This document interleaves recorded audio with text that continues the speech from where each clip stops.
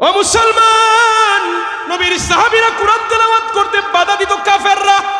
আপনি আমি কোরআন তেলাওয়াত করলে কে বাধা দেয় আমাদেরকে? কিন্তু মুসলমানের কোনো জন্ম নিয়ে আজকে কোরআন পড়তে পারি না। হাসরের মাঠে রাহমাতাল লিল আলামিন নবীর দরবারে ধরা পড়ব, আল্লাহ তাআলার দরবারে ধরা পড়ব, নবী শাফায়াত করবেন উম্মত দেখে।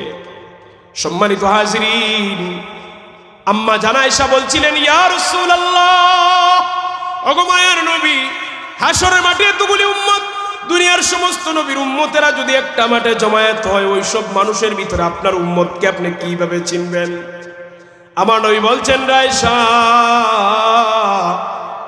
আমার যে সকল উম্মতেরা দুনিয়াতে নামাজ কায়েম করবে, নামাজ কায়েম করতে গিয়ে সে ওযু করবে, ওযু করতে গিয়ে যতগুলি অঙ্গ দৌত করবে, নামাজ আদায় করতে গিয়ে তার শরীরের যতগুলি অঙ্গ ব্যবহার করবে, ওই সব অঙ্গগুলি থেকে হাসরের মাঠে নূরের আলো জ্বলতে থাকবে। অবাই যারা বিদেশের জমিনে কাজ করে, আরব দেশে বলে গরমের যন্ত্রণা, রোদের মধ্যে কাজ করা যায় না। অথচ দুনিয়া থেকে সূর্য 15 কোটি কিলোমিটার দূর, হাসরের মাঠে মাথার উপরে থাকবে। ওই কঠিন মুহূর্ত কেমন হবে? এর চাইতে কঠিন আর কোনো অবস্থা থাকতে পারে না। সম্মানিত হাজিরিন, ওই দিন আপনার আমল নামা হিসাব হবে, মিজানের পাল্লা রেডি আছে না নাই? এত কোটি কোটি মানুষ, আল্লাহ বলেছেন আল্লাহ দ্রুত হিসাব গ্রহণকারী। আল্লাহ এক মুহূর্তের ভিতরে আপনার সারা জিন্দেগির হিসাব করে নেবেন, যদিও আপনার জিন্দেগির হিসাব করতে আপনার অনেক সময় লাগবে। একমাত্র কবর থেকে যদি কবরের জগতে মুক্তি পেতে চাও, তাহলে একমাত্র রাহমাতাল লিল আলামিনকে বন্ধু বানাইতে হবে। ঠিক কিনা বলেন?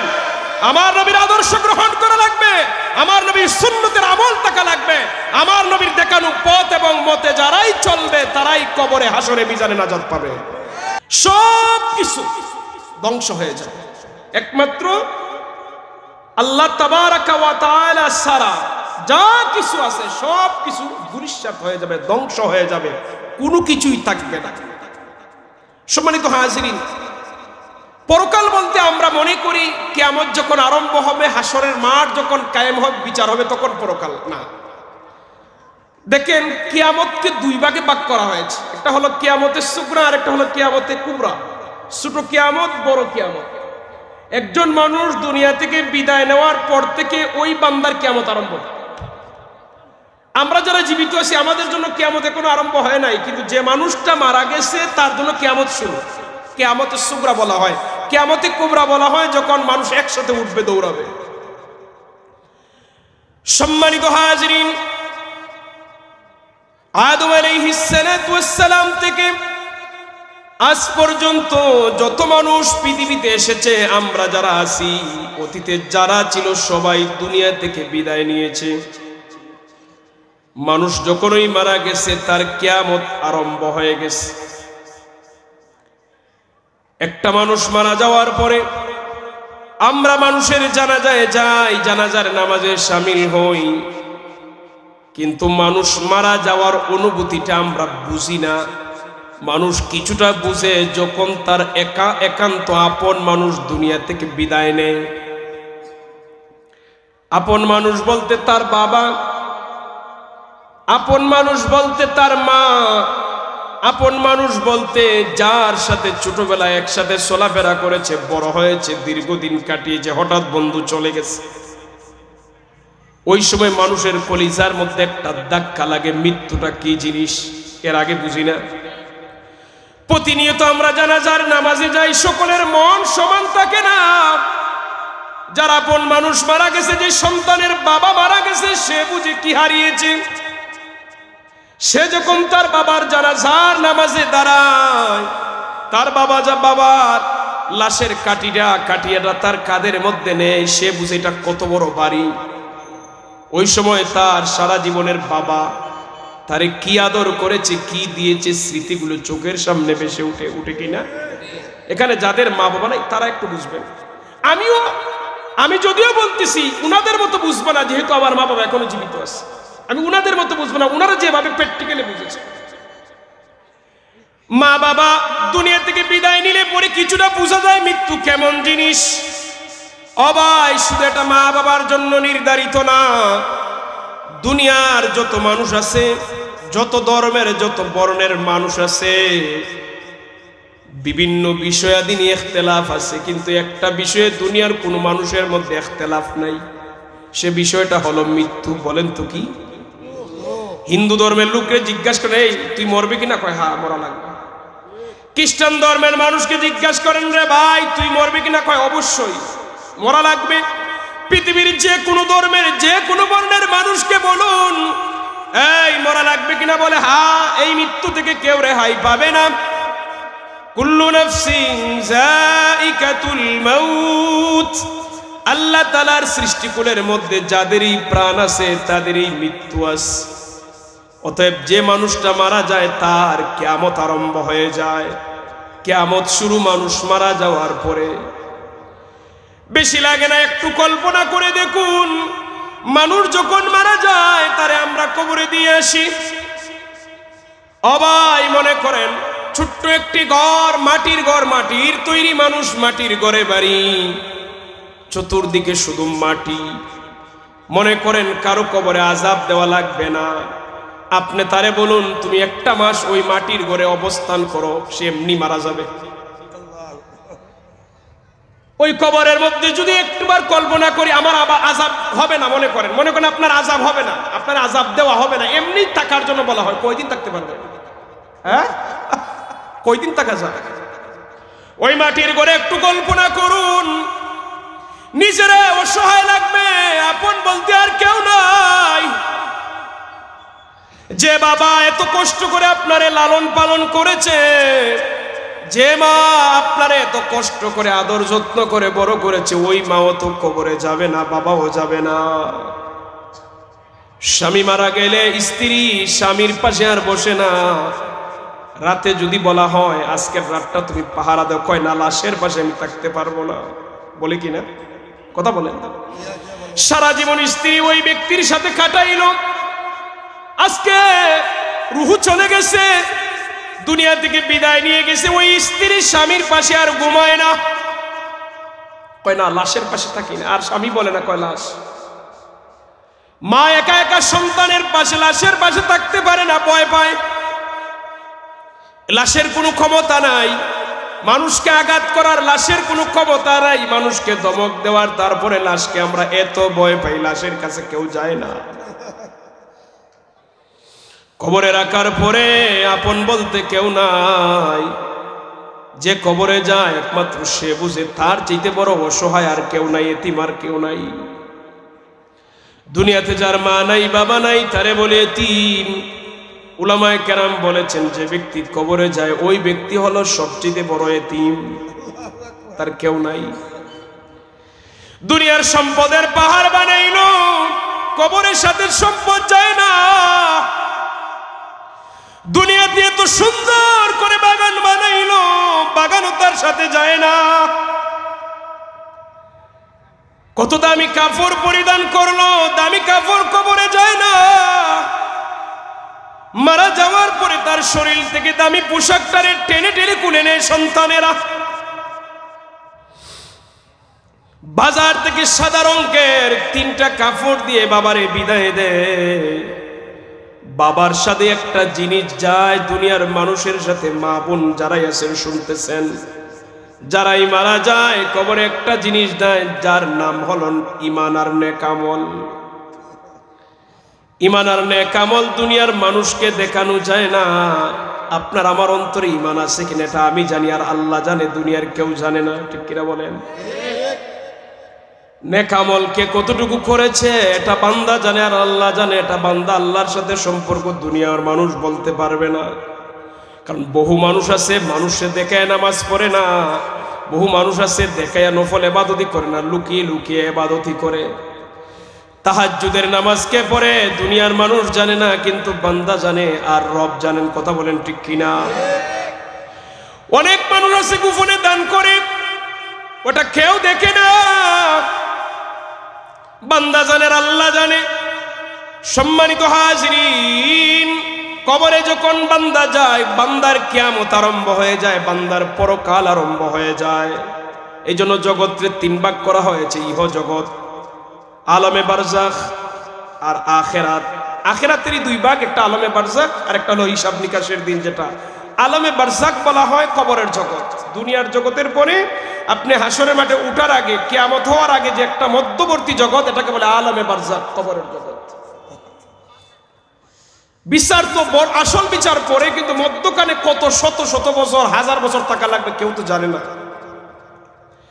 একজন মানুষ মারা যাওয়ার পরে তার কিয়ামত আরম্ভ। ছোট্ট একটি ঘরের মধ্যে রেখে দেওয়া হয়। এই দুনিয়ার কারো বাড়ি দালান কোঠা, কারো টিনের ঘর, কারো মাটির ঘর। আপনার আমার সমাজের মানুষের ধন অনুযায়ী মানুষে বাড়ি বানায়। যার টাকা বেশি তার বড় বাড়ি, সুন্দর, তার মনে যেভাবে চায় ওইভাবে সাজায়। কিন্তু আপনার গ্রামের যত ধনী ব্যক্তি মারা যাক না কেন, আর গরিব লোক মারা যাক না কেন, মারা যাওয়ার পরে কাপড়ের বেলায় আর কোনো ব্যবধান নাই। আসেনি? কাপড়ের রঙের বেলায়ও ব্যবধান নাই, কবরের সীমানা নিয়েও আর ব্যবধান নাই। যে ধনী ব্যক্তির জন্য 10 হাত লম্বা কবর সম্ভব? কথা বলেন না, আপনার বিরক্ত হইতেছে? গরিব বলেন ধনী বলেন সবার জন্য সমান কবর। ওই ঘরের ভিতরে সবাইকে যাওয়া লাগবে কিনা? আপনাদের আওয়াজ বুঝতেছে? ওই মাটির ঘরে আমাদের সবাইকে যাওয়া লাগবে কিনা? দুনিয়ার সবকিছু থেকে পলায়ন করা যাবে, মৃত্যু থেকে কেউ রেহাই পাবে না। ওই মাটির কবরে সবাইকে একদিন যাওয়া লাগবে। তাহলে ওই মাটির ঘরে যাওয়ার আগে মাটির ঘরের সামানা জোগাড় করার দরকার আছে না নাই? কোন মানুষ যখন কবরের মধ্যে রাখা হয়, মানুষ চলে আসার পরেই তার কিয়ামত শুরু। আল্লাহ তাআলার পক্ষ থেকে 2 জন ফেরেশতা হাজির হবে, বান্দাকে ঘুম থেকে জাগ্রত করবে, তার রূহ দেওয়া হবে।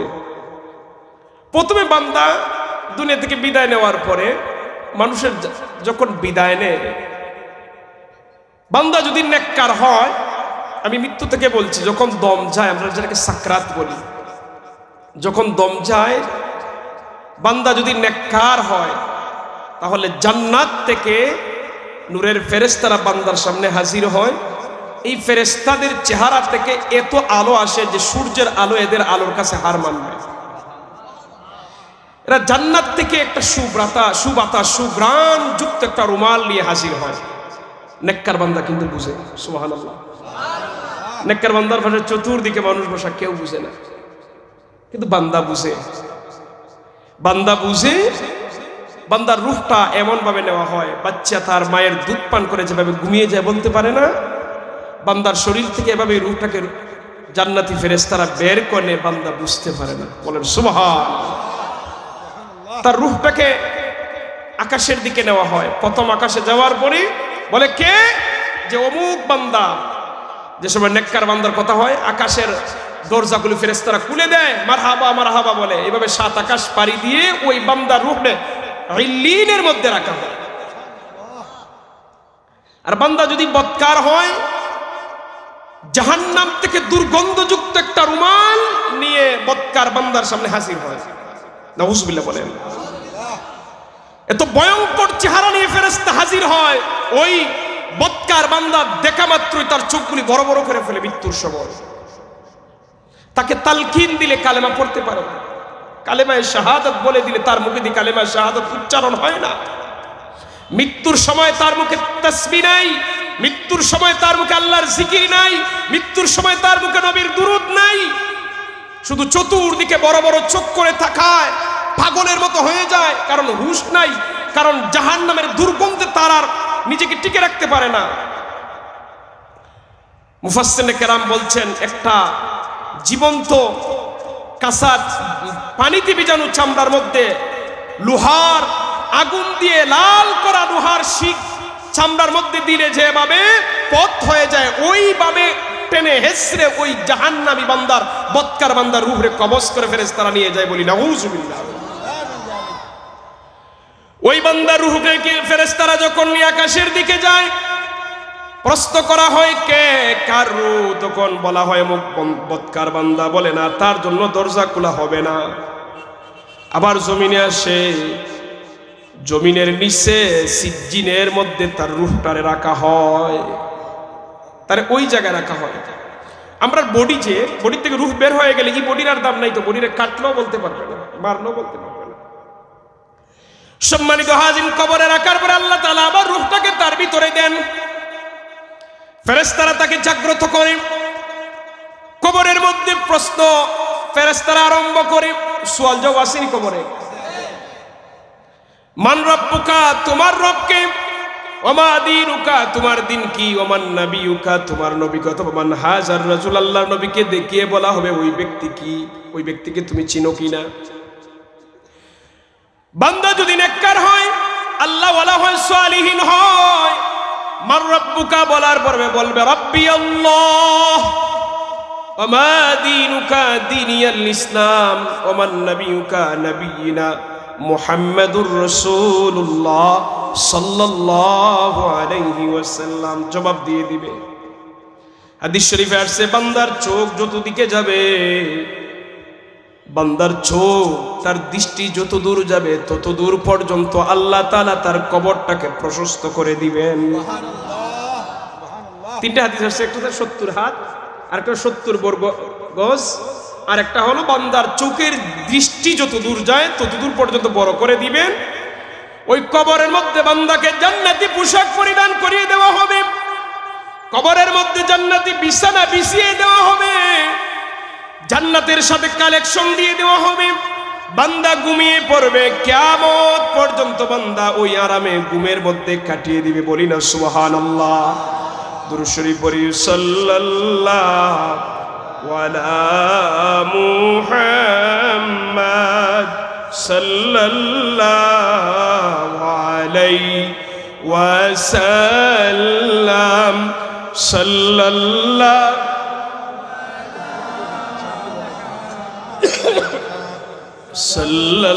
সাল্লাল্লাহু আলাইহি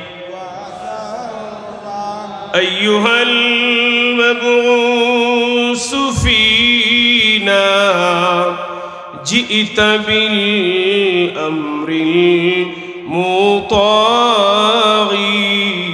সাল্লাল্লাহু আলা মুহাম্মাদ সাল্লাল্লাহু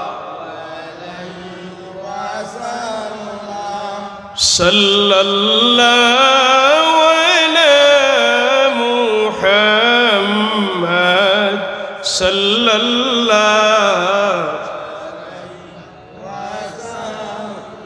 ওয়াজাব শুকরু আলাইনা মা দাআ লিল্লাহি দাঈ, সাল্লাল্লাহু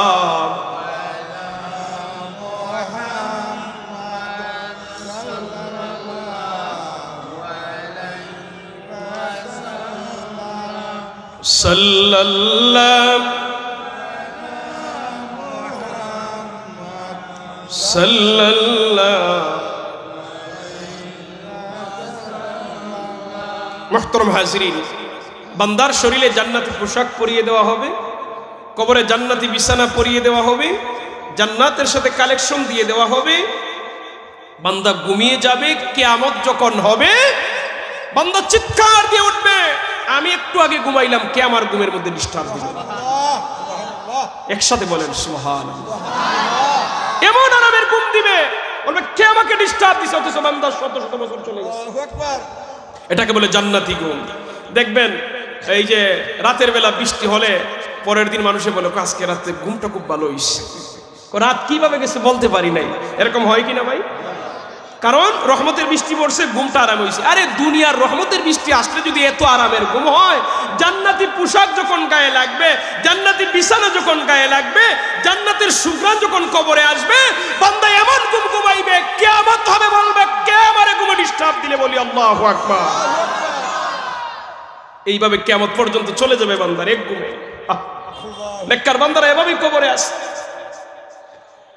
আর যদি বান্দা বদকার হয়, ফেরেশতারা প্রশ্ন করবে মান রব্বুকা, তোমার রবকে বলবে লা আদরি, আমার জানা নাই। নাউযুবিল্লাহ। ওমা দীনুকা, তোমার দিন কি? বলবে লা আদরি, আমার জানা নাই। ওমান নবিউকা, তোমার নবীকে বলবে লা আদরি, আমার জানা নাই। সম্মানিত হাজিরিন, হাদিস সাক্ষী ওই বান্দার কবরের মাটি, ডান দিকের মাটি এমন জুড়ে বান্দারে ছাপ দিবে, ডান দিকের হাড্ডি গুলো মটমট করে ভেঙে বাম দিকে চলে যাবে। বাম দিকের মাটি এমন জোরে ছাপ দিবে, বাম দিকের হাড্ডি গুলো ভেঙে ডান দিকে চলে যাবে। ওই বান্দা এমন জোরে একটা চিৎকার দিবে, দুনিয়ার পূর্ব দিকে পশ্চিম, উত্তর থেকে দক্ষিণ সবাই বান্দার চিৎকারের আওয়াজ শুনতে পারবে, কিন্তু দুনিয়ার জিন আর মানুষেরা একমাত্র শুনে না। পশু পাখিরা শুনে কিন্তু বান্দার আওয়াজ, বান্দার আওয়াজ পশু পাখিরা শুনে, কিন্তু জিন আর মানুষ শুনে না। যদি দুনিয়ার কোনো মানুষ শুনে ফেলতো পাগল হয়ে যাইত। জিন জাতি শুনলে আল্লাহর গোলাম বনে যাইত, কিন্তু এই দুই জাতিকে আল্লাহ শোনান না, যেহেতু এরারই বিচার হবে কিয়ামতে, এরারই জান্নাত এরারই জাহান্নাম। বাকি প্রাণীগুলোর হিসাবের পরে সব শূন্য হয়ে যাবে, কিন্তু এই দুই জাতি জান্নাতে যাবে, এই দুই জাতি জাহান্নামে যাবে, মানুষ আর জিন। বলেন না কে কে? দুরূদ শরীফ পড়ি, আল্লাহুম্মা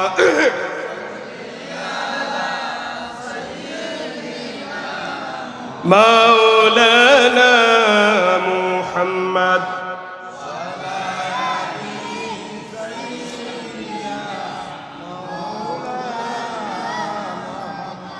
জবান খুলে পড়ি, আল্লাহুম্মা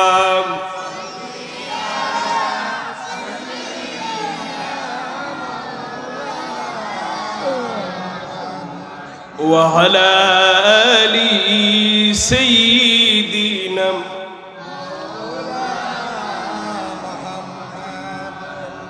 সম্মানিত হাজির, এরপরে ওই বান্দার কবরের মধ্যে একজন ফেরেশতা নিয়োগ দেওয়া হবে, যে ফেরেশতা চোখে দেখে না,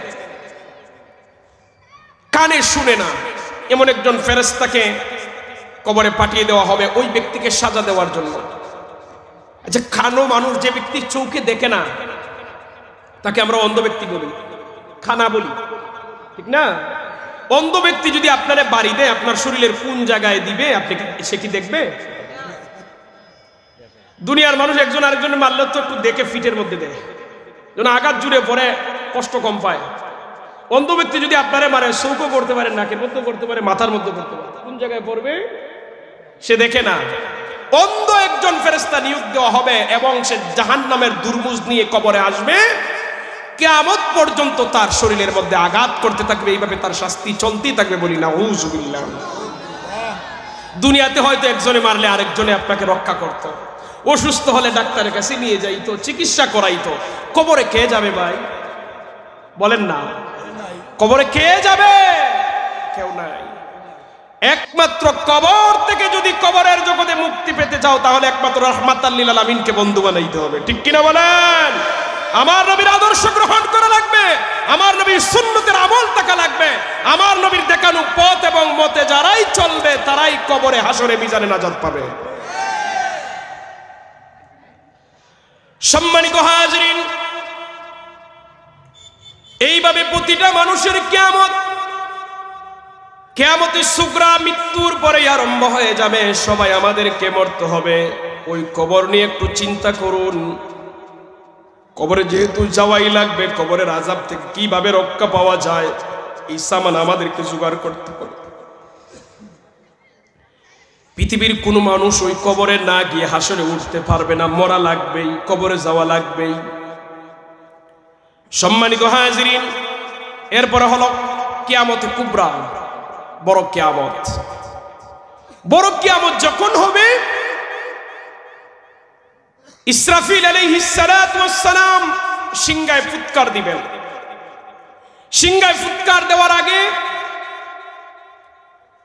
মালাকুল মউত ফেরেশতা, আল্লাহ তাআলা তাকে যে দায়িত্ব দিয়েছেন মানুষের জান কবজ করা, প্রাণীদের জান কবজ করা, দুনিয়ার সমস্ত মানুষের জান কবজ করার পরে আল্লাহ তাআলা মালাকুল মউত ফেরেশতাকে প্রশ্ন করবেন, এই দেখে তো আর পৃথিবীতে কে কে বাকি আছে? ফেরেশতারা বলবে, মালাকুল মউত ফেরেশতা বলবে, আল্লাহ দুনিয়ার মানুষ তো কেউ নাই, এখন আপনার ফেরেশতারা বাকি আছে।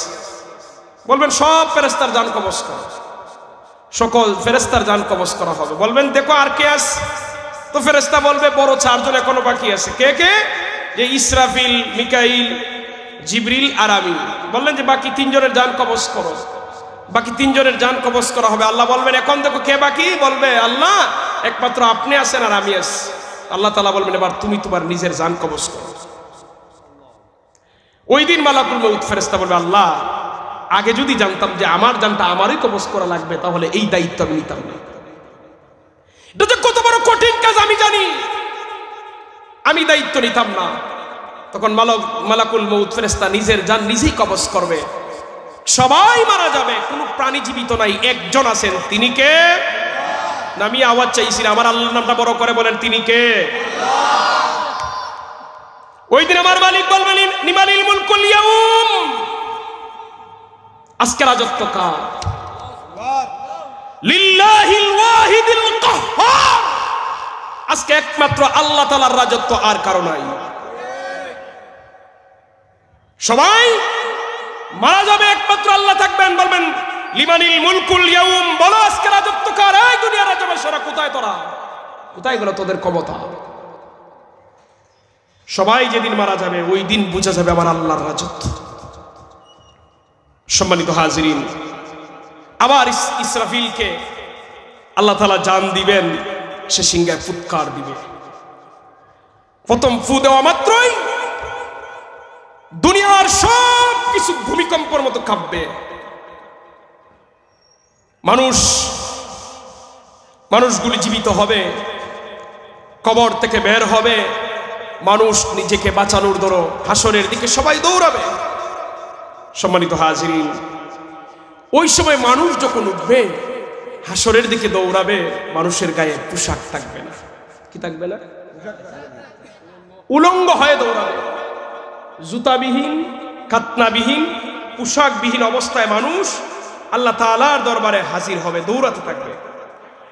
সম্মানিত হাজিরিন, আম্মা জানা আয়েশা সিদ্দিকা রাদিয়াল্লাহু তাআলা আনহা বলেছিলেন, ইয়া রাসূলুল্লাহ, ইয়া হাবিবাল্লাহ,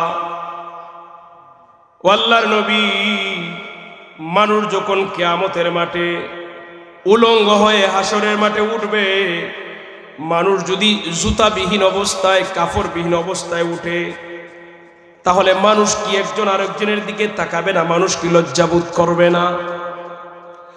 আল্লাহ রাসূল বললেন, আয়েশা, কিয়ামতের মাঠ, হাসরের মাঠ এমন কঠিন একটি মাঠ হবে যে মাঠের মধ্যে মানুষ নিজের নিয়ে এত ব্যস্ত থাকবে, নিজের চিন্তায় এত মগ্ন থাকবে, একজন মানুষ যে উলঙ্গ আছে কিনা আরেকজনের দিকে তাকানোর কল্পনাই তার মনের মধ্যে আসবে না।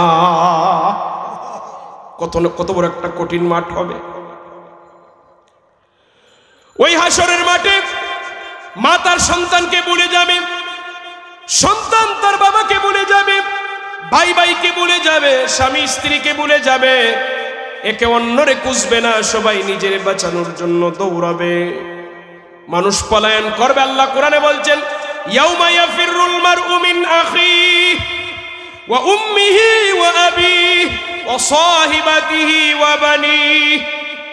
ইয়াউমা ইয়াফিরুল মারউ মিন আখিহি, ওই দিন মানুষ পলায়ন করবে তার নিজের ভাই থেকে, ওয়া উম্মিহি ওয়া আবি, উম্মি মানে মা, আবি মানে বাবা, তার মা থেকে পলায়ন করবে, তার বাবা থেকে পলায়ন করবে, ওয়া সাহিবাতিহি, তার সাথী থেকে, সাথী মানে স্ত্রী, সাথী মানে বন্ধু, সাথী মানে যত ঘনিষ্ঠ মানুষ পরিচিত আছে, ওয়া বানি, তার সন্তান থেকে, নিজের সন্তান থেকে, নিজের স্ত্রী থেকে, নিজের বন্ধু বান্ধব থেকে, নিজের মা থেকে, নিজের বাবা থেকে, নিজের ভাই থেকে মানুষ পলায়ন করবে একমাত্র কারণ নিজের বাঁচানো। মানুষ যত সময় পর্যন্ত নিজের ব্যাপারে জান্নাতের ফয়সালা না শুনবে, তত সময় পর্যন্ত কলিজার টুকরা সন্তানকেও ভুলে যাবে। যখন সে জানবে রবের কাছ থেকে সে জান্নাতের সার্টিফিকেট পেয়ে গেছে, জান্নাত নিশ্চিত হয়ে গেছে, তখন তার মনের মধ্যে আসবে বাবার কথা, মায়ের কথা, সন্তানের কথা। নিজে যত সময় পর্যন্ত জান্নাত জান্নাত লাভ করতে পারছে না তত সময় পর্যন্ত সবাইকে সে ভুলে যাবে। এটা আমার যদি কথা হইতো তাহলে আমার কথার আপনি ডাস্টবিনে ফেলে দিতে পারতেন, আমার কথার আর দাম কি? কিন্তু রব বলেছেন ইয়াউমা ইয়াফিরুল মারউ মিন আখিহি। দুনিয়ার সবকিছু ভুল হতে পারে, আল্লাহর কোরআনের মধ্যে কোনো ভুল নাই। কথা বলেন ঠিক কিনা? দুনিয়ার সব মানুষের কথা আপনি না মানতে পারেন, আমার কিচ্ছু আসে যায় না। রবের কথা মানা লাগবে, আমার নবীর কথা ঠিকই মানা লাগবে। রব কোরআনে বলছেন ইয়াউমা ইয়াফিরুল মারউ মিন আখিহি। ওই দিন ভাই তার ভাই থেকে পলায়ন করবে, ওয়া উম্মিহি ওয়া আবি, তার মা থেকে তার বাবা থেকে পলায়ন করবে, ওয়া সাহিবাতিহি ওয়া বানি, তার সাথী থেকে পলায়ন করবে, তার সন্তানাদি থেকে পলায়ন করবে। সম্মানিত হাজিরিন, বিচার আরম্ভ হবে হাসরের মাঠে। এখন তো সূর্য 15 কোটি কিলোমিটার দূরে অবস্থান করতেছে। 15 কোটি কিলোমিটার দূরে সূর্যের তাপমাত্রা আমরা পৃথিবী থেকে জমিন থেকে সহ্য করতে পারি না। তখন হাসরের মাঠে কারো মাথার উপরে সূর্য থাকবে আধা উপরে, এত কঠিন হবে। কারো গাম বেবে হাঁটু পানি হবে, কারো পেট পানি হবে, কারো বুক হবে, কারো সাঁতার হবে। একটাবার চিন্তা করে দেখেন, আকাশের সূর্যের তাপমাত্রা দুনিয়া থেকে আমরা সহ্য করতে পারি না।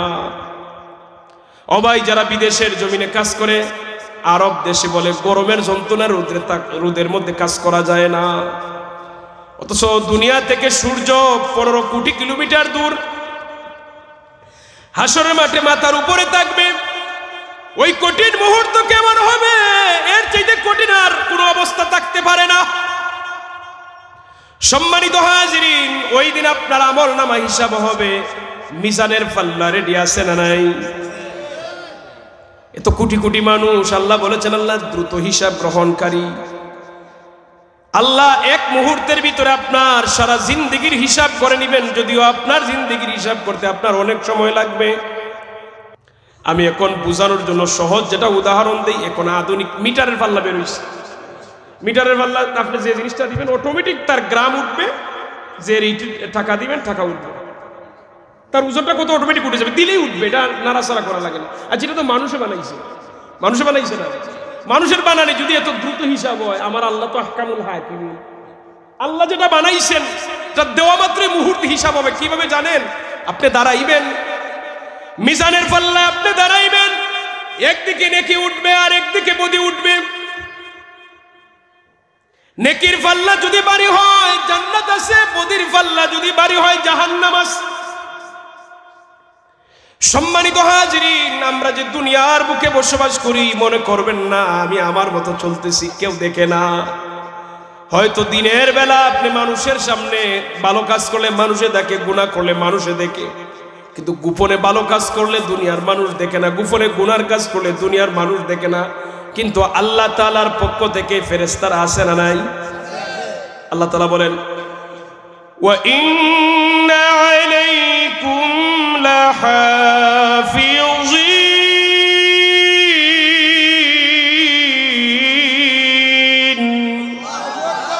আল্লাহ তাআলা বলেন নিশ্চয়ই আমি হেফাজতকারী নিয়োগ করেছি, পর্যবেক্ষণকারী, দেখাশোনাকারী আমি নিয়োগ করেছি। কারা?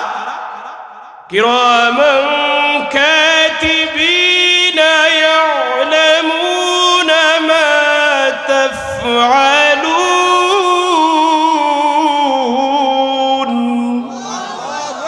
কিরামান কাতিবিনা ইয়ালামুনা মা তাফআলুন। আমাদের দুই কাদের মধ্যে সম্মানিত ফেরেশতা আছে। আমরা অনেকে বলি এদের নাম কিরামান কাতিবিন, মূলত এদের নাম কিরামান কাতিবিন না। কিরামান অর্থ সম্মানিত, আর কাতিবিন অর্থ লেখক বৃন্দ। কিরামান অর্থ সম্মানিত, কাতিবিন অর্থ লেখক বৃন্দ। আল্লাহ তাআলা সম্মানী লেখক বৃন্দ পাঠাইছেন আমরা যে আমল করি, এই আমলগুলো লেখার জন্য। আপনি ভালো করলো তারা লেখে, মন্দ করলো লেখে। এদের নাম কিরামান কাতিবিন না, এদের নাম আসলে পাওয়া যায় নাই। কিরামান সম্মানিত, কাতিবিন লেখক বৃন্দ। সম্মানিত লেখক যারা লিখতেছে আমাদের আমল নামা, এরা হলো সম্মানিত লেখক বৃন্দ। সুবহানাল্লাহ বলবেন না?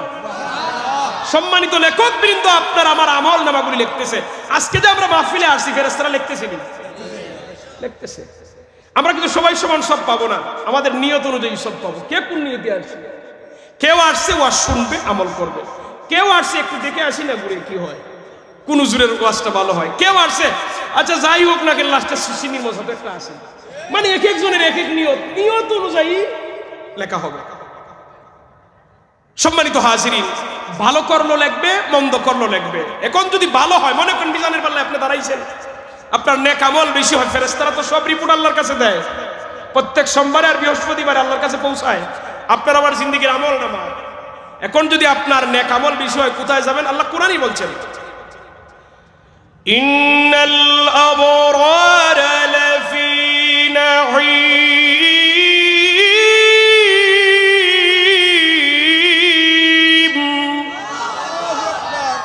আল্লাহ বলেছেন যদি বান্দার নেক আমল বেশি হয়, আল্লাহ তাআলা জান্নাত বানাইছেন, একটার নাম দিয়েছেন নাঈম। ওই নাঈম জান্নাতের মধ্যে আল্লাহ পৌঁছাই দিবেন। জুড়ে বলবেন সুবহানাল্লাহ। আর যদি বদ আমল বেশি হয়, গুনাহ বেশি হয়, কোথায় যাবে? ওয়া ইন্নাল ফুজ্জারা লাফি জাহিম।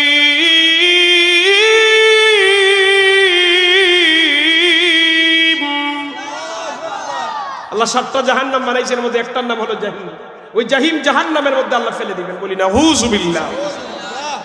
মিজানের পাল্লায় আপনি দাঁড়াবেন, আপনি দুনিয়াতে একটা ছোট্ট আমল করলেও, নেক আমল করলো নেকির পাল্লায় উঠবে, ছোট্ট একটি গুনার কাজ করলো বদ আমলে উঠবে। এটাও কোরআনে আছে, ফামান ইয়ামাল মিসকালা যাররাতিন খায়রান ইয়ারাহ ওয়া মান ইয়ামাল মিসকালা যাররাতিন শাররান ইয়ারাহ। মিসকালের আধুনিক মুফাসসির কেন ব্যাখ্যা করেছেন সরিষার দানা, সহজে বোঝানোর জন্য কি বলছেন। আচ্ছা সরিষার দানা দেখতে বড় না ছোট? একবারে ছোট না ভাই? ওই পরিমাণ যদি কেউ ভালো কাজ করে এটারও প্রতিদান আল্লাহ তারে দিবেন, ওই পরিমাণ যদি কেউ গুনাহ করে এটারও শাস্তি আল্লাহ দিবেন। আল্লাহু আকবার। ও ভাই, এখন আপনি আমার জীবন নিয়ে যদি আমি চিন্তা করি, আপনার জীবনে আপনি চিন্তা করে দেখেন না, এই ছোট বড় কি পরিমাণ আমরা গুনাহ করি আর কি পরিমাণ নেক আমল করি। দেখা যাবে নিজের জীবনের হিসাব মিলাইলে ভাই বদাম নেক আমলের চেয়ে বদামলই আমাদের বেশি, ঠিক না ভাই? নেক আমলের চেয়ে বদামল আমাদের বেশি। হাঁটতে বইতে বদামল, চলতে ফিরতে গীবত পরনিন্দা সুকুন, আল্লাহ তাআলা এই জবানটা আমাদেরকে দিয়েছেন। দেখেন যে ব্যক্তি বুবা, কথা বলতে পারে, তারে বুবা বলি না আমরা? কথা বলতে পারে না, সে যদিও মনে করেন নেক আমল করে না, কিন্তু বদামল থেকে মুক্ত, জবানের বদ আমল থেকে সে মুক্ত। কিন্তু আল্লাহ তাআলা আমাদের কি জবান দিয়ে দিয়েছেন নিয়ামত, আমরা এই জবানটারে প্রতিদিন আপনার কি কাজের মধ্যে বের করি। আপনি সারাদিনের হিসাবটা রাত্রে মিলিয়ে দেখেন, সারাদিন কয়টি কথা আপনি নেক আমলের বলছেন, কয়টি কথা বদ আমলের বলছেন। দেখবেন বদ আমলের পাল্লা ভারী। আমরা গীবত করি, পরনিন্দা করি, মানে এমন কথাবার্তা সারাদিন বলি যার মধ্যে কোনো সওয়াব, কথা বলেন, যার মধ্যে কোনো সওয়াব।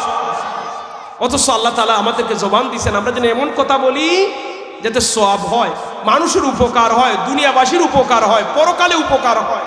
কিন্তু আমরা আমাদের জবানটাকে ঠিকমতো ব্যবহার করি না। ওই মিজানের পাল্লায় যখন আপনি দাঁড়াবেন, আপনি অসহায় হয়ে যাবেন। ওই দিন আপনার ছোট্ট একটা আমল আপনার জন্য নাজাতের উসিলা হতে পারে। আল্লাহ তাআলা যেন আমাদেরকে বেশি বেশি নেক আমলের তৌফিক দেন, বলি আমিন। মিজানের পাল্লা আছে, ফুল সিরাত আসেনি? ফুল সিরাতের ফুল আপনারা শুনছেন তো, এটা কেমন হবে? খুব বিশাল বড়, পদ্মা সেতুর মতো।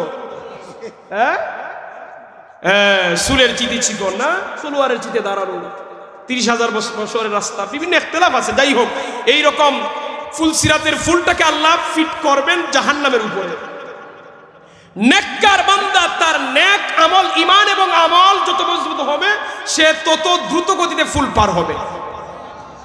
আর যার বদামল যত বেশি হবে, সে তত সময় লাগবে এবং কেটে কেটে ওই ফুল সিরাতের ফুলের নিচে পড়ে জাহান্নামের মধ্যে পড়ে যাবে, বলি নাউযুবিল্লাহ।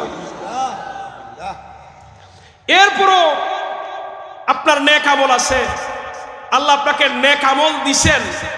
আপনি যদি আপনি নেক আমল করছেন, আল্লাহ তাআলা আপনাকে ডান হাতে আমলনামা দিছেন। এর মাঝে এই না যে আপনি জান্নাতে চলে যাবেন, আমার নবীর শাফায়াত বাকি আছে। এবার কঠিন একটি কথা বলে আমার আলোচনা শেষের দিকে যাব। তাবারুক কিন্তু তারা নিয়ে আসছে, আর 11:31 বাজে, ঠিক 12টায় আলোচনা শেষ হবে। আমাদের দোয়া সব কিছু শেষ হয়ে যাবে ইনশাআল্লাহ। মিলাদ পড়বেন শেষ হয়ে যাবে, ঠিক আছে? আমরা শেষে মিলাদ পড়ে নিব, তারপরে সিনি দিয়ে দেওয়া হবে।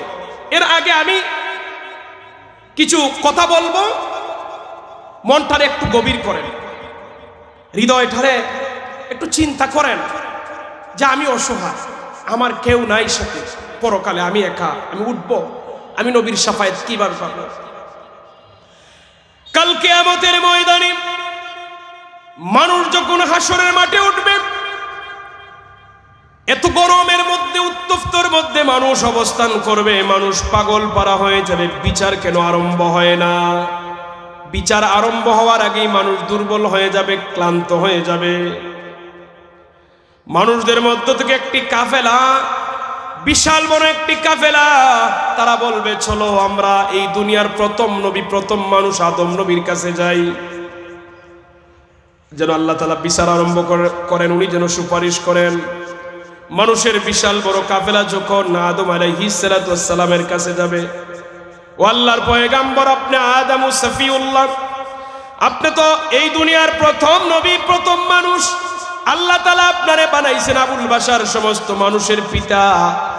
আজকে মানুষ বড় কষ্টের মধ্যে আছে, আপনি আল্লাহর কাছে দোয়া করুন, আল্লাহ তাআলা যেন বিচারের কাজটা আরম্ভ করে দেন। আদম নবী বলবেন, আল্লাহর গোলামেরা, না না, আজকে রবের কাছে সুপারিশ করার কোনো ক্ষমতা আমার নাই।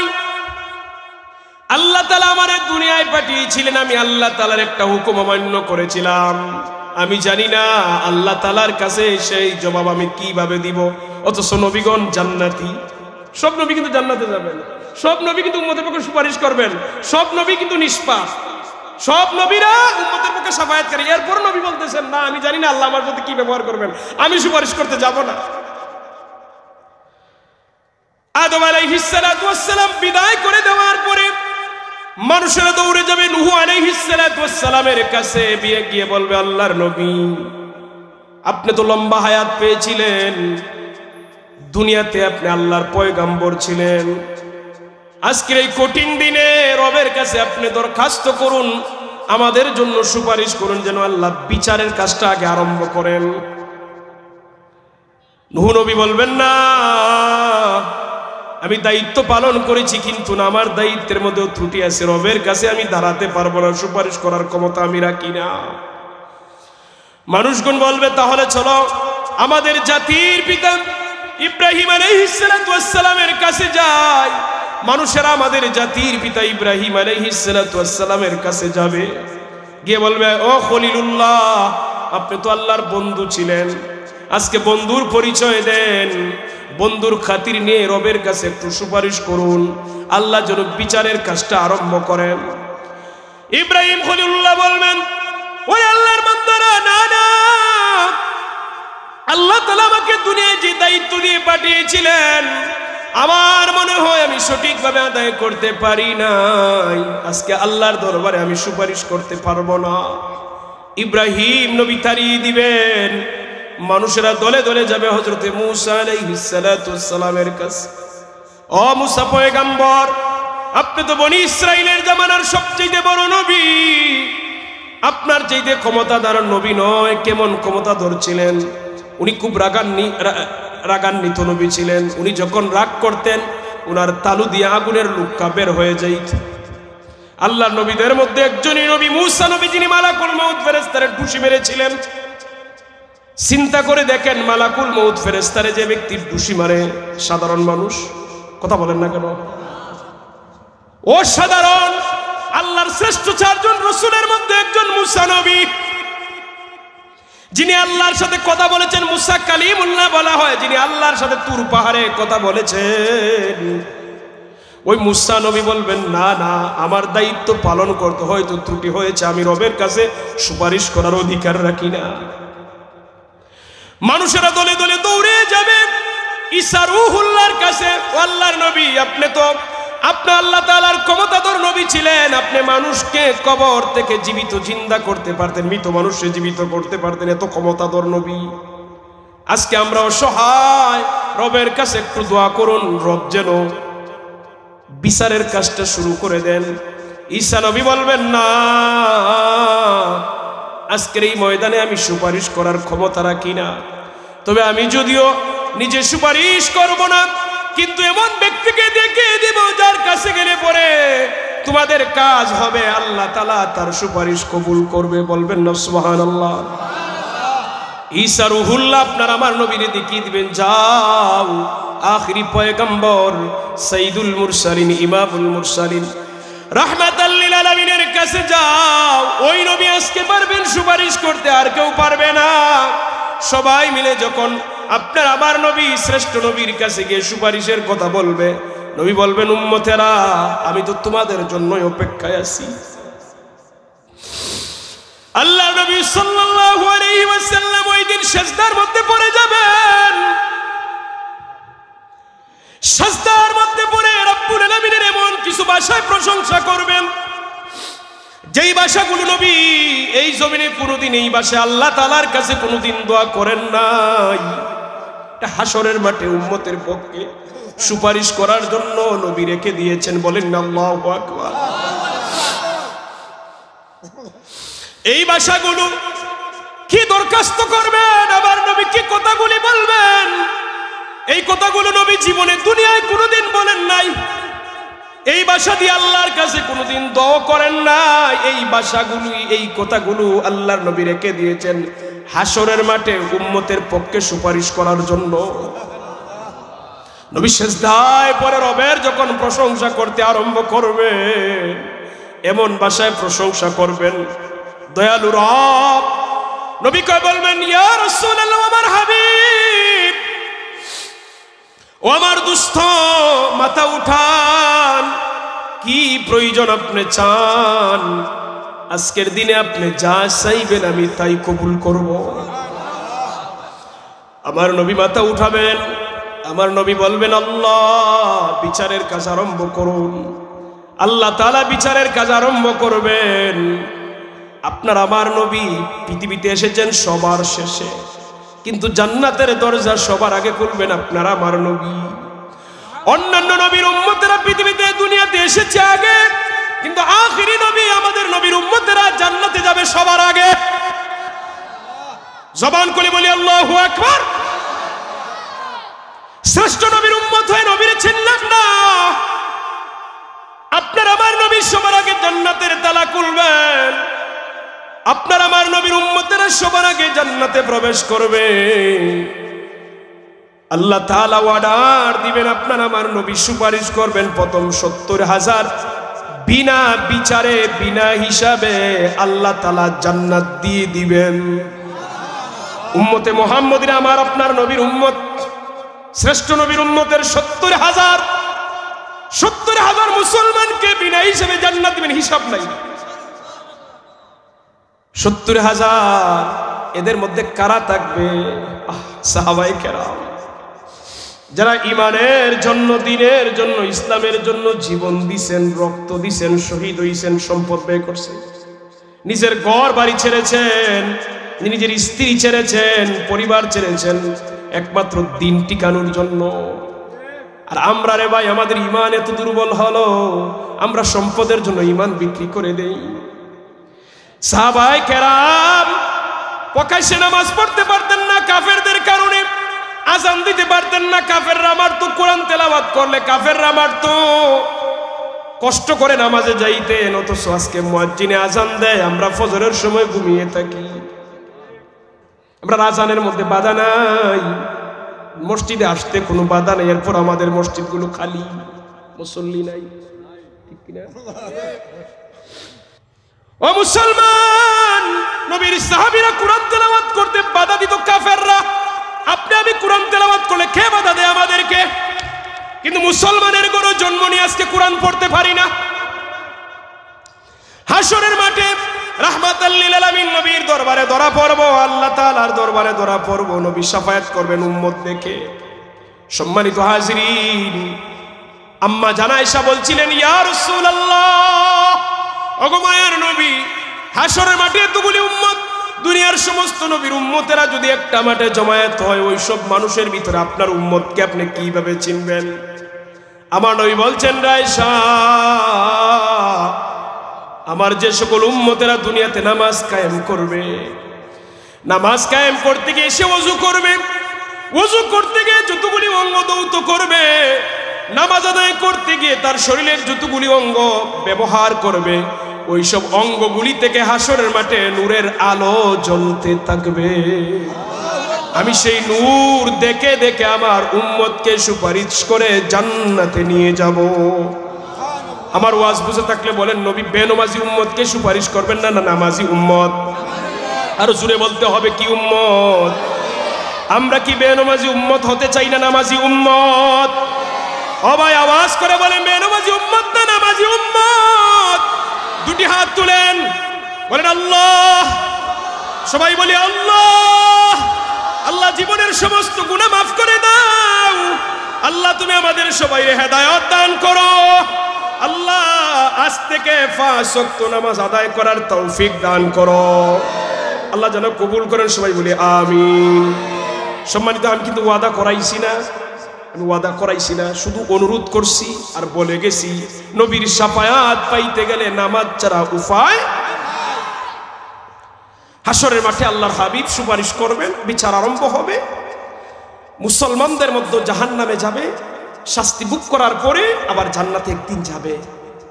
সর্বশেষে একজন উম্মতকেও নবী জাহান্নামে রেখে নবী জান্নাতে যাবেন না। তো শাস্তি ভোগ করার পরে জাহান্নাম থেকে আমার নবী উম্মতগুলোকে খুঁজে খুঁজে আনবেন। এদের শরীর কঙ্কালের মতো কালো হয়ে যাবে, কঙ্কাল হয়ে যাবে, একবার বিশ্রী কালো হয়ে যাবে। তাকে জান্নাতের পানি দিয়ে যখন গোসল দেওয়া হবে, শরীরটা সুন্দর হয়ে যাবে, সে জান্নাতে চলে যাবে। এই প্রত্যেকটা উম্মতকে শেষ পর্যন্ত শাফাআতি লি আহলিল কাবাইর মিন উম্মতি, কবিরা গুনাহগারী উম্মতের পক্ষ আপনার আমার নবী সুপারিশ করে জান্নাতে নিয়ে যাবেন।